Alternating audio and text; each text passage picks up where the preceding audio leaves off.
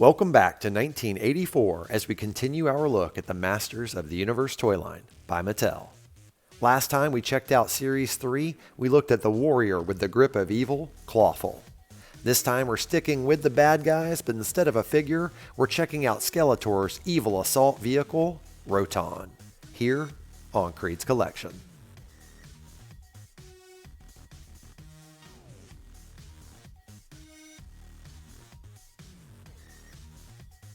Hey, and welcome back to another episode of KREED'S Collection. My name's KREED, and today we're taking a look at the evil assault vehicle, Roton, from the 1984 Masters of the Universe toy line by Mattel.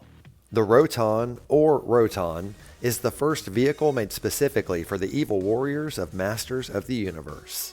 It is capable of ground travel, but it can also take to the skies of Eternia, much like the Wind Raider. It has razor-sharp blades around the circumference of the vehicle that spin as it travels, and twin laser cannons, making it a deadly addition to Skeletor's arsenal. And now that we know a bit more about Roton, let's take a closer look. A lot of the early Masters of the Universe vehicles either have a head or a face built into the front of the vehicle, and Roton is no different. Something about the look of the face has always made me think of a spider, even though the eyes are more like a monster, and of course later we did get the Spydor vehicle. The spinning razor blade is a very cool look, and on the outside edge here you can see stickers that look kind of like a scale pattern, as well as some technology that I assume powers the spinning razor blade. Here's a closer look at that scale pattern and the stickers that are on the side. As we come around to the back, you can see this cool armor pattern that makes me think of the shields on the 1989 Batmobile. Or actually, the 89 Batmobile makes me think of this, because this came first. Of course, on the other side here, you've got the same stickers, giving it a very symmetrical look. But also notice the high level of detail in the sculpt. You see here, there's all sorts of interesting cutaways, buttons, and technology. It just looks really good. They didn't have to go this far with it. They never do, but they always hit a home run with all these vehicles.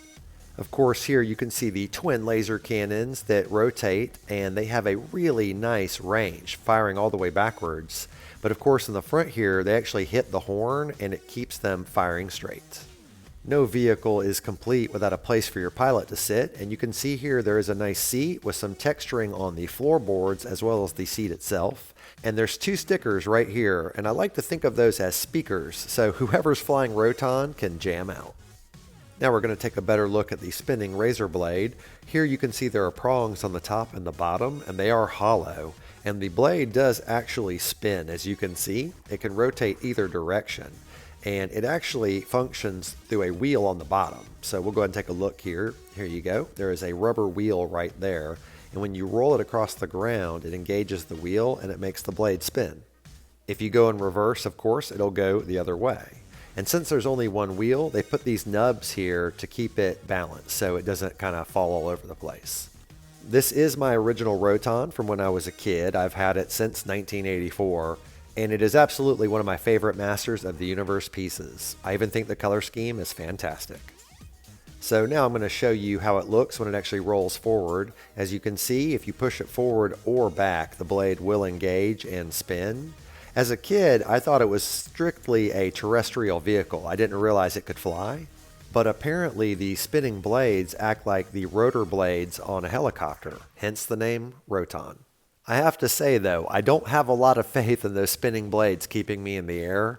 I'd much rather be in a Wind Raider. Hey there! Skeletor! Hey, Skeletor! He-Man, what do you want? How is that thing flying? The spinning blades keep it aloft. Oh, I see. So if the blades stop spinning, you fall? Of course, you fool. So like, right now? What are you talking about? Oh no. Poor Skeletor. He can't catch a break on this show. Anyway, here's a look at the copyright information on the bottom. Mattel Incorporated, 1983, made in Hong Kong. And now for our He-Man size comparison. Of course, He-Man and Roton are perfectly scaled to each other since Roton was designed for Masters of the Universe figures. But I do have to say, He-Man is pretty nervous having his leg that close to the blades. Thank you so much for taking the time to watch my toy retrospective for Roton. from the 1984 Masters of the Universe toy line by Mattel. They recently announced Roton in the Masters of the Universe Origins line, so I figured this was the perfect time to bust out the original and take a look. I hope you enjoyed the video, and if you did, please leave me a thumbs up, and if you have any thoughts, please leave a comment. I love reading and responding to them. And while you're at it, if you haven't already, please consider subscribing. I would really appreciate it and it would help my channel grow. I do a retrospective on a toy from my vintage collection every Wednesday, so hope to see you next week and every week after, here on KREED'S Collection.